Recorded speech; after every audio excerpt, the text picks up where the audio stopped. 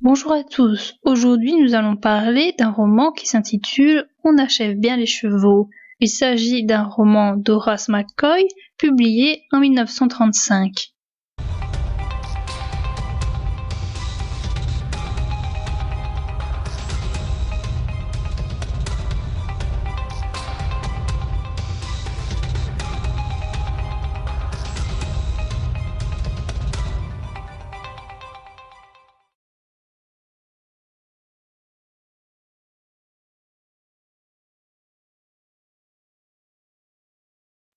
Robert est jugé pour le meurtre de Gloria. Il lui a tiré une balle dans la tête. Il nous dit avoir été son seul ami et que cette femme souriait au moment d'être tuée. Apparemment, il l'a tuée pour lui rendre service. Robert a rencontré pour la première fois Gloria à Hollywood. Elle courait après un bus et lui faisait signe de s'arrêter. Robert a compris que les signes étaient pour lui. Ils se parlent et il décide de l'accompagner vers des studios. Robert est à Hollywood car il veut percer dans le cinéma, mais il n'y arrive pas vraiment. Gloria veut devenir actrice, mais elle n'a eu que quelques rôles de figurante. Gloria dit s'être sauvée de chez elle car elle ne supportait plus ni son oncle ni sa tante. Elle vole afin de se faire arrêter, mais elle n'y réussit pas. Pour survivre, elle s'est mariée, mais ne supportant plus son mari, elle tente de s'empoisonner. En sortant de l'hôpital, elle a eu l'idée d'aller à Hollywood afin d'être actrice. Gloria indique à Robert que sur la plage, il y a un marathon de danse avec des repas et des lits gratuits. Le gagnant aura $1000. Elle l'entraîne dans cette compétition.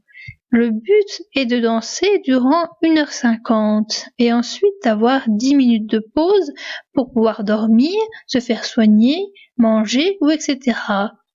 Au départ, il y a 144 couples. Beaucoup abandonnent rapidement à cause des blessures.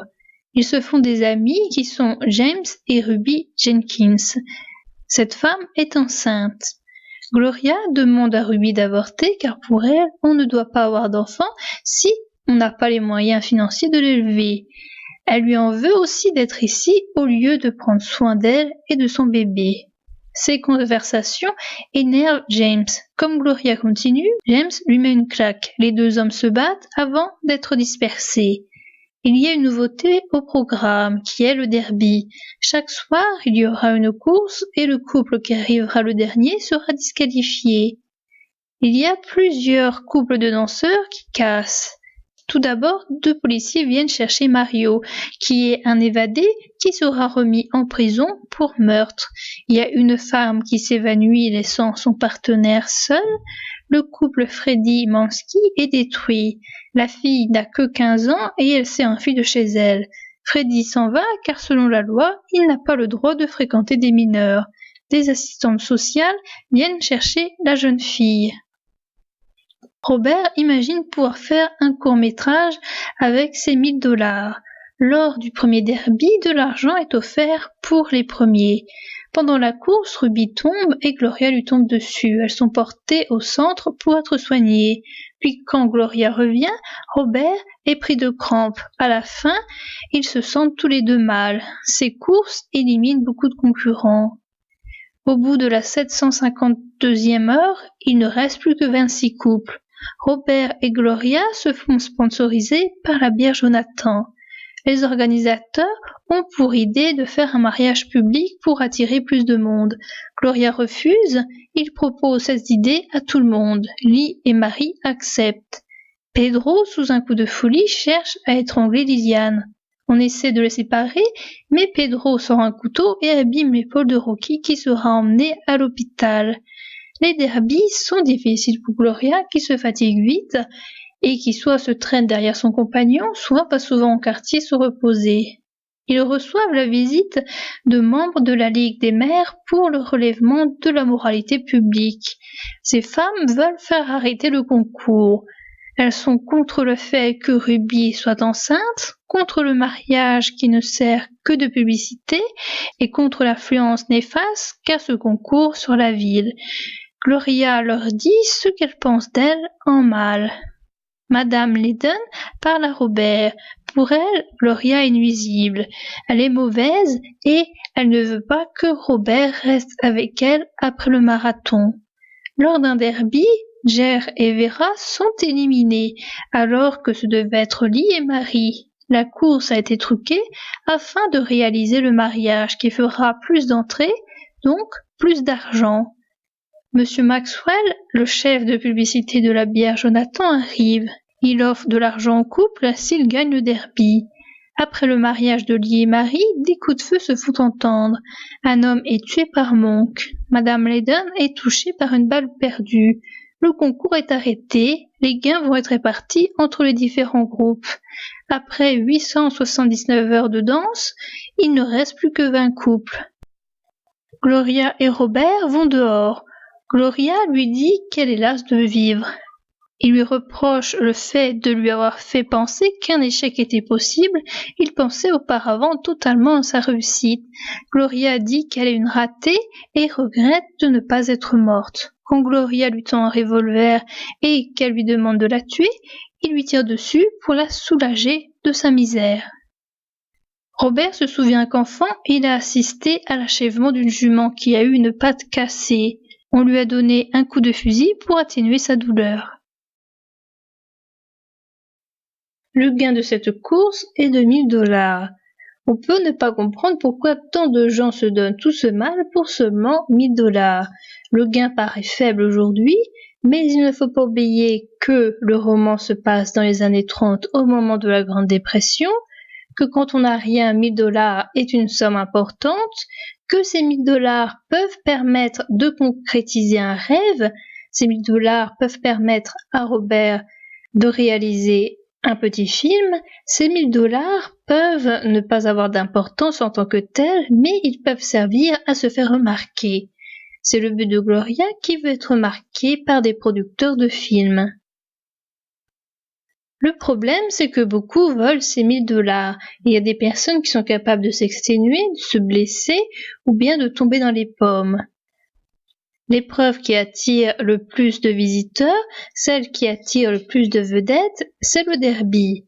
C'est l'épreuve la plus dangereuse, c'est là où les gens se blessent le plus, c'est là où les gens sont le plus à bout. C'est à ce moment-là où la détresse humaine se voit le plus et c'est ce qui attire le plus les gens.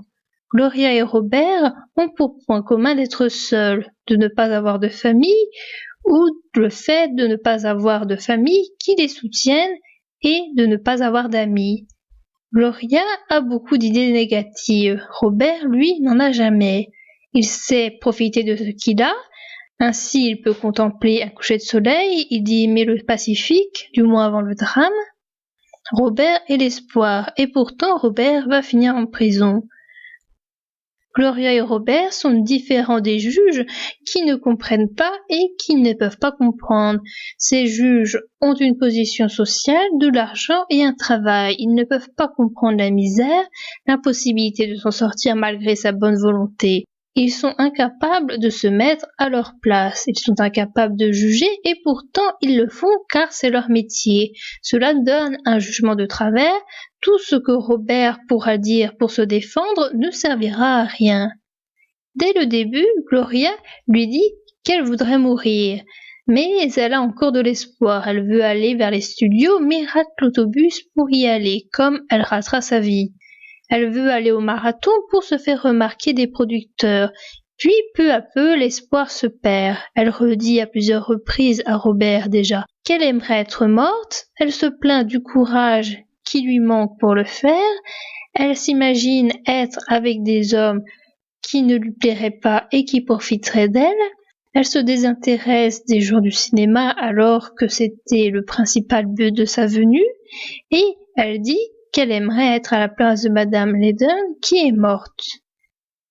Plus le niveau des rêves de Gloria baisse, plus les rêves de Robert augmentent. Robert veut aller voir le soleil, il veut aller voir la mer, il veut faire un court-métrage. On sait les rêves de Gloria dès le début. On ne saura ceux de Robert qu'au fur et à mesure.